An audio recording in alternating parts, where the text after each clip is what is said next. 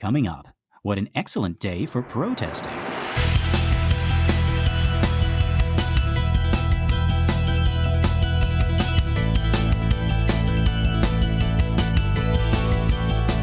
Well, howdy folks, and welcome to Minute 15 of The Exorcist Minute, a show where we endeavor to examine, extrapolate, and excavate The Exorcist minute by terrifying minute. My name is Lester Clark. And I am Keenan Diaz. And I'm Andy Nelson. And we'll be your holy guides on this journey through what some have called the scariest movie of all time. And yes, once again, folks, we have Andy Nelson with us. His voice might sound familiar if you listen to the Marvel Movie Minute show on the True Story FM network. Andy has also done an episode of The Exorcist in his other show, The Next Reel, and I highly recommend you go and check that out. Welcome back, Andy. Oh, thank you so much. Yeah, if you go to thenextreel.com, you can just search for The Exorcist. You can find that episode there. And you can learn more about Marvel Movie Minute at marvelmovieminute.com. So check those out. Lots of movie conversations. Yay, awesome. Okay, so our minute opens when our AD yells, "Action, Chris." And it ends, quite appropriately, with him shouting, "Okay, cut, that's a wrap." I mean, seriously, how perfect is that? It's almost as if they knew that one day, 50 years later, a bunch of chuckleheads would be making a podcast that examines their movie minute by minute. But yeah, let's go back to the beginning of this minute. The AD yells, "Action." And Chris sort of has this look that I only caught because I'm watching this thing under a microscope. It's right after the AD yells action. The camera goes back to her and she's licking her lips and her face is tense, like she's about to dive into cold water. And that's when she starts running into the scene. And so we have this scene within a scene. And I am confused as to what this scene is about. The book says it is a musical comedy, quote, musical comedy of Mr. Smith Goes to Washington, with an added subplot dealing with campus insurrections. I feel like this is supposed to be funny. That's pretty funny. Yeah. Okay. I feel like he's doing a thing like they did in Gremlins 2, where it's like, now Casablanca in full color with a happier ending. Yes. So I feel like if I knew Mr. Smith Goes to Washington, I would know that it being made into a musical comedy is ridiculous, like a musical comedy remake of Casablanca, for example. Right. Mm-hmm. Yeah. So I'm assuming that's the joke. Keenan, I feel like you could tell us a little bit more about this movie. About Mr. Smith Goes to Washington? Yes. Oh, yes. That's one of my very favorite movies, actually. Oh, great movie. Yeah. But it would be, one of the, at this point, I guess, by far the most famous movie set in Washington, D.C. Maybe now you might say All the President's Men, or maybe now you'd say The Exorcist. Oh, right? yeah. Yeah, so that would be part of the joke. But yeah, it's one of the great movies. Frank Capra directed it. You might know It's a Wonderful Life. Yes. So this is a movie about Jimmy Stewart, who is the junior senator from a place like Tennessee. They never say what state this is that we're in because it's a corrupt senator who runs it. And he's basically a Boy Scout leader. And they appoint him because they'll think that he just doesn't know how Washington works and he won't notice all the graft and corruption that they have. They just need him to fill out the term. And he gets to Washington and loves it. And he's so idealistic. And if Chris was in a musical remake of this, I mean, the only major female character in the movie at all would be Jean Arthur's character, who's a newspaper reporter who is sort of following Mr. Smith around and kind of making fun of him, and not realize, he doesn't realize that he's being taken advantage of, and then they fall in love, and she is infected by his Capra-esque love of America. Interesting. It's really beautiful. But I guess the joke is probably more about another movie from 1939. So 1939 is like the year that classic movie lovers tend to say is like the best year in the movies. So this is Gone with the Wind and The Wizard of Oz, which are the most famous movies from this era. And they're both from the same year by the same director. And then we have Mr. Smith Goes to Washington and Wuthering Heights with Laurence Olivier and Stagecoach by John Ford and Ninotchka and Dark Victory and Gunga Din and Beau Geste and On a Dark, the Roaring Twenties, the Roaring Twenties and The Women and Young Mr. Lincoln. Yeah, people tend to think of like this is the peak of studio filmmaking. But one of the films that comes out then is Goodbye, Mr. Chips. Okay.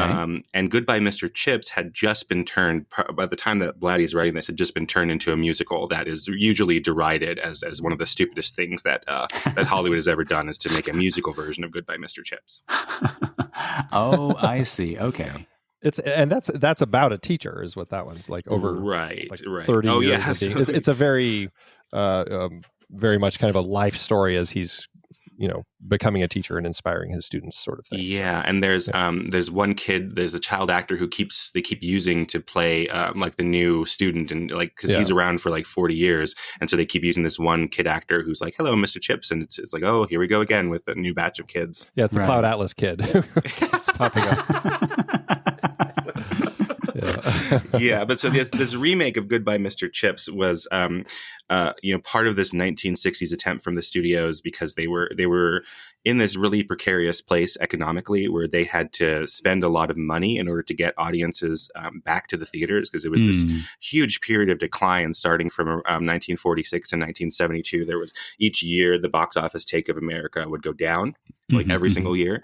And so the studios found that the only way to get audiences back in was to make these hugely expensive movies, and that were 4 quadrants, as Andy was talking about before, like for families and for young people and for women and for men and everybody. And sometimes they worked, like My Fair Lady or The Sound of Music or Mary Poppins. And sometimes they were these huge disasters, one of which was Goodbye Mr. Chips, and also movies like Star. They tend to be big musicals that really weren't for anybody in particular. Yeah, I think there's also an interesting element. I mean, aside from the way the book describes it, I also think there's an interesting element that they're putting in here that feels very much of the time. This is 1973, so there's a lot of protests and everything going on with Vietnam and everything, and so it feels like, I mean, Mr. Smith certainly is a political film. You definitely have that, even if it is very Capra-esque and everything. And so I think there's an interesting element, like if there is that aspect of it about like an optimistic person in a situation coming to, trying to change the system. I think there's also that element that they're throwing in of the youth and the protests. And I mean, you can see it on all the signs that everybody's holding up, like get the military off the campus, all this sort of stuff. It feels very much like they're very specifically pinpointing the times in which the story is made and the way that people are reacting. And I think there's an interesting element to that here. Yeah. That is... Okay, both of those things make so much more sense. So, Keenan, you're kind of talking about how in the book, at least, perhaps Blatty is making a commentary on the Hollywood machine, trying to make kind something of the stupidity of right. Something as ridiculous as a musical comedy of Mr. Smith Goes to Washington. Like a Gremlin would watch, right? Yeah, like I mean, what's next? A musical comedy of The Exorcist? Oh dear, isn't that repossessed? Right. Maybe not musical, but we've been trying to avoid talking about repossession. Oh my goodness. It is funny, like I have a lot of friends, and Lester, you probably know them out in LA too, who do these unauthorized musical parodies nowadays. Yes. Right. So I have a friend who's in an unauthorized musical parody of Friends right now, of Bridesmaids, and they have to like label them as parodies so they don't get sued, but they're not really parodies. They're just doing Bridesmaids, right? Yeah. As opposed to like what's it called, the Evil Dead musical, which I think is actually very good. That is a parody, but they have to say it's a parody. But that the version that I went and saw, when you're in the first couple of rows, there's the splash zone. Like if you were seeing Shamu at SeaWorld with all the blood, they warn you of that, and they like give you ponchos or sell you ponchos. But so the Exorcist musical that might be coming out someday.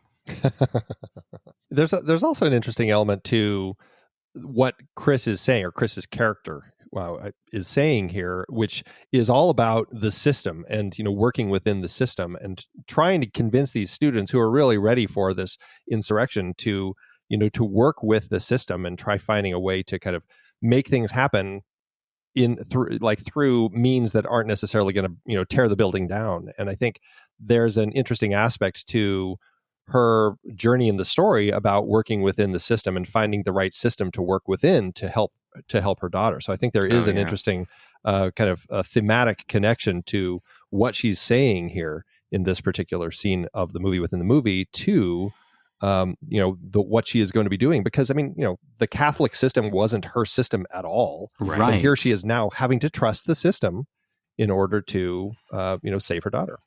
Oh, yeah. I When like we first, like later on, I often feel like this tension of her even like addressing the priest as father. Like the first time she says that, like she's just so not used to, the Catholic way, or again, she might be an atheist. I guess it's sort of up for debate. I think she is supposed to be in the book at least. Just completely an atheist. Yeah. Mm-hmm. It is a little. It is what she's saying here is, conservative. Yeah, I get what you're saying with working within the system. It's more conservative than a lot of the young people in the audience would have been. But this is one of those. The Exorcist becomes, strangely enough, one of these 4-quadrant pictures. So I was talking about the box office take from 1946 going down every year to 1972. We usually point out the success of The Godfather, right, being a new type of event movie that is not squeaky clean like The Sound of Music or Mary Poppins. That's actually quite relevant to the time. And then The Exorcist and Jaws and Star Wars being the blockbusters of that era. So in some ways, The Exorcist is reaching out to not only the kind of young people who would go to see more politically conscious movies of the time, like MASH or something like that, Yeah. So in some ways, it's like trying to have it both ways potentially. If you're talking about this like, strictly as an economic standpoint, like Chris's character, the character within the movie. Wait, how do you say it? Chris's character that she's playing in this movie within the movie, right? Yeah, Chris's character as opposed to right? Ellen's character. Or as opposed to Ellen's character, right, is more conservative at the very least. And she's, everything we can tell, she's the hero of this movie and not the villain that she's right. In. Right. Yes.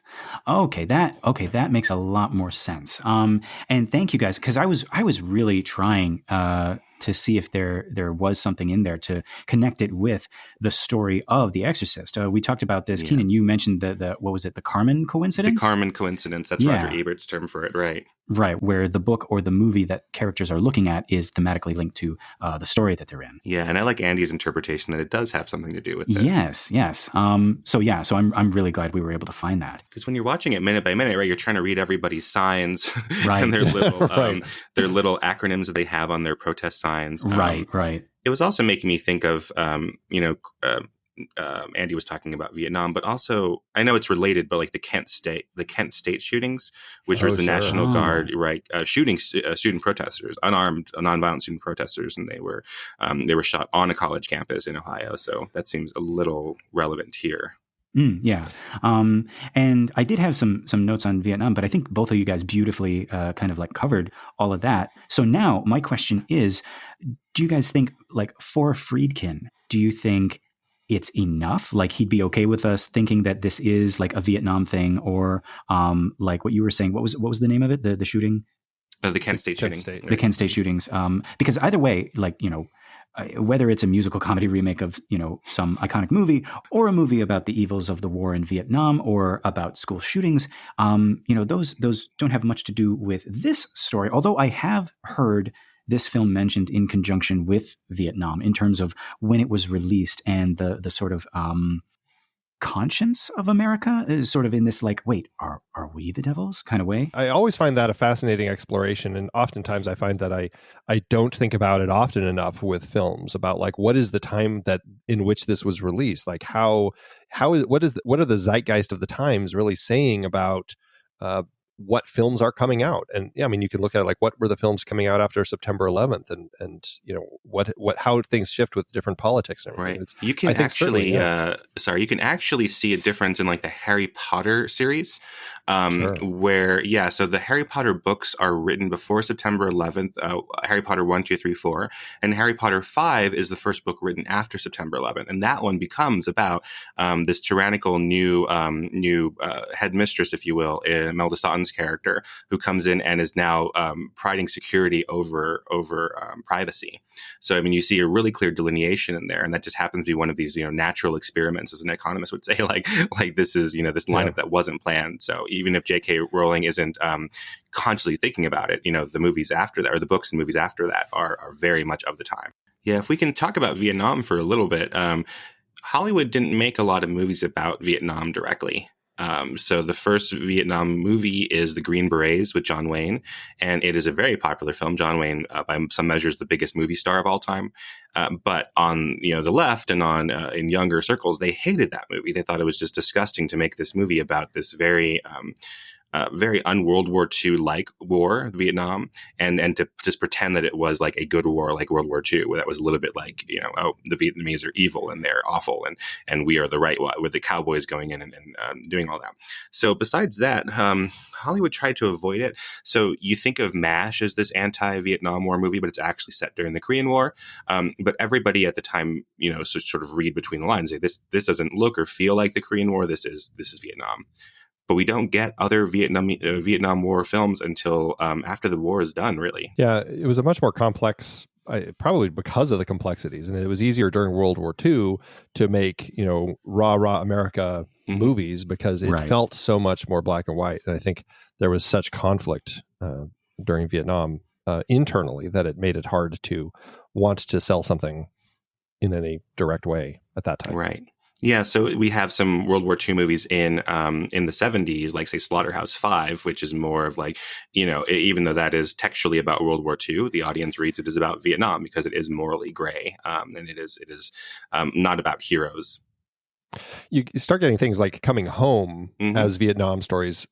Maybe I can't speak to if it's before any real Vietnamese War films, but certainly like that is the sort of story that you get about like, now we're looking at broken soldiers and what did this war do to people? Yeah, and those are released a couple years after America had pulled out. So it's like, okay, now that we're not touching it while we're still at war. It's still a really fraught area, right?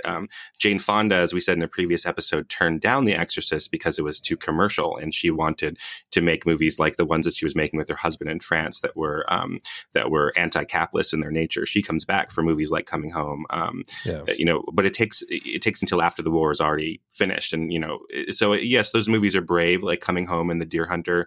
But it was almost impossible for them to do it during the war. Like back then it would seem as un-American to protest the war, in some circles. So Jane Fonda, my father still seethes and just foams at the mouth when you mention Jane Fonda.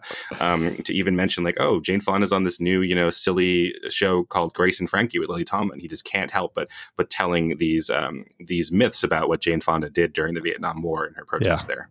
Right. So interesting. Yeah. So, guys, I really tried to find anything else to talk about in this minute aside from Karras, because I want to save Karras's intro for when we really meet him later. Right. And I do appreciate, like, you guys came to this episode with so much stuff. So thank you so much. But damn, there is a lot of Karras in this minute. And so I think what we're going to do, we're going to do it this way. Chris doesn't know him yet. And we, the audience, have not met him yet. However, like Chris, we have seen him. We have noticed him. And so I'm going to speak to what Chris sees. Before she knows his name, she sees him. She picks him out of the crowd. It's right when Burke utters that obscenity that releases the tension and gets everyone to laugh. Chris notices this priest in the crowd, and she's worried that he might have heard Burke's swearing. So she lingers on him. And it says, quote, dark, rugged face, like a boxer's, chipped, in his 40s. Something sad about the eyes, something pained, and yet warm and reassuring as they fastened onto hers. He'd heard. He was smiling. He glanced at his watch and moved away. So we know from this that, yes, he's a real priest. He's not one of those actors. We also learned that he's a cool priest. He's not uptight. He has a sense of humor. He laughs when Bert makes the joke, right? And he and Chris see each other. They exchange this look, and then he moves away. She sees him one more time a little later as he's walking away. Quote, walking in the distance, despondent, head lowered, a lone black cloud in search of the rain.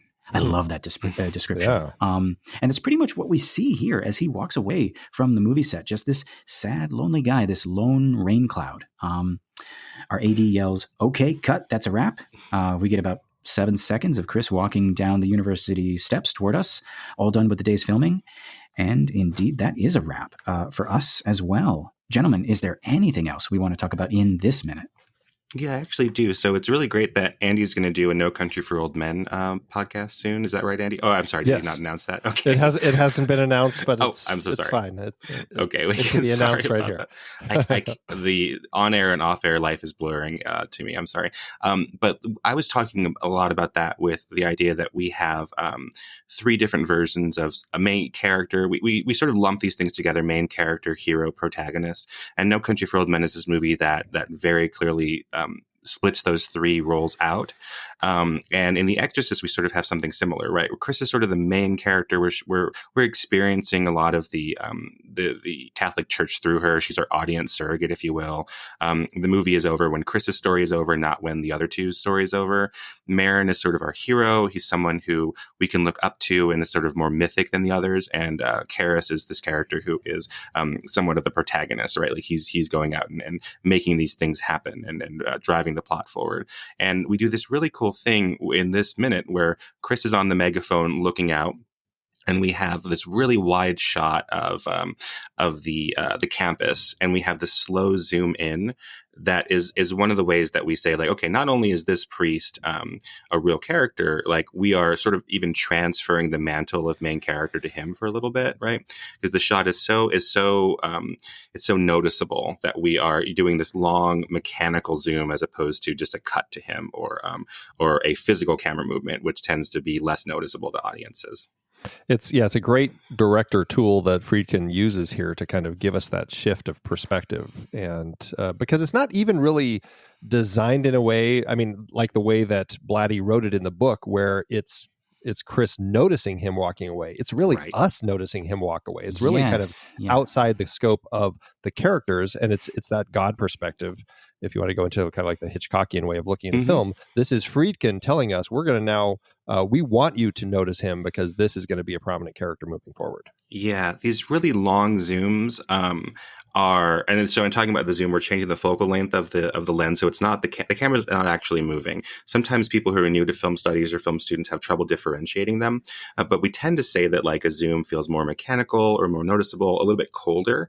And these types of things, this type of really super long zoom had not really been available even technologically before the mid 1960s. So you start seeing them in major motion pictures and things like the earliest ones I can remember in The Graduate from 1967, the Mike Nichols movie, where we have a similar shot like this, where we see Benjamin all the hell the way over the other side of the campus quad, and we're zooming rather than having the camera like move closer to him. So it's like this film technology that's invented, and you're like, okay, well, what can we do with it? Because filmmakers aren't trained necessarily to use it before its existence, right? So we start seeing people use them, sometimes abusing them all in one big clump. But I do like the way that we use them here. We have another long zoom like this in our shot that we've seen before of Father Marin walking through a lot of the abandoned temple, and just makes him feel very alone and very small. Yeah, and it's very different from like a trucking shot. This would be a very difficult trucking shot to do. I mean, with all the people and everything. I mean, I guess you could have a huge jib arm, which we kind of see them using in the context of the movie within the movie, but still like a big jib that would kind of swing over everybody to emphasize him. But it's not really that either, you know. And I suppose nowadays with, you know, post Panic Room, you could have a Fincher-esque, you know, CG shot of us flying over everything to him. But there are times where I think that the zoom is still very effective. And, you know, there was a point where suddenly the zoom really fell out of fashion because it was so overused by so many people. But then you see somebody like Stanley Kubrick use it in Eyes Wide Shut, and you're like, oh, that's how you can use a zoom still incredibly effectively. And now I think when you see zooms in modern filmmaking, ideally it's with filmmakers who, you know, have a better handle on how to use it in a way that works in context of the film. Right. Yeah. Folks, I think that is it. Gentlemen, is there anything else we want to talk about in this minute? No, filmmaking and war and Jane Fonda. No, I think we got it all. Lots of good stuff. Yeah. Okay. Keenan, are you thinking what I'm thinking? I think I am, Lester. And Andy, are you thinking what we're thinking? I am indeed. All right, folks, until next time, The power of Gremlins compels you.